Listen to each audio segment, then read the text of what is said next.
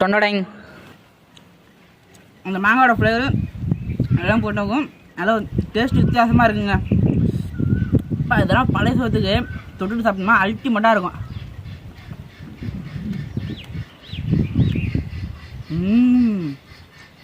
இந்த டேஸ்ட்டு வேறு லெவலில் இருக்குங்க. ஏன்னா அம்மியில் வச்சு இடித்து ரெடி பண்ணால இது கொஞ்சம் வித்தியாசமாக டேஸ்ட்டாக நல்லா இருக்குது. நல்லா உரப்பும் காரமாகவும். இப்போ வாங்க நம்ம இந்த பீஸை ட்ரை பண்ணி பார்க்கலாம். யாருங்க இப்போ வாங்க இதை நம்ம ட்ரை பண்ணி பார்க்கலாம்.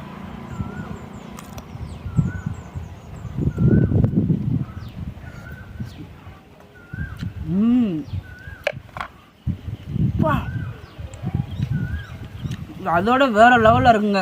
அந்த கீழே உள்ள அந்த மாங்காய் ஃப்ளேவர் இருக்கும், மேலே இந்த மிளகா சார்ந்துக்கும்.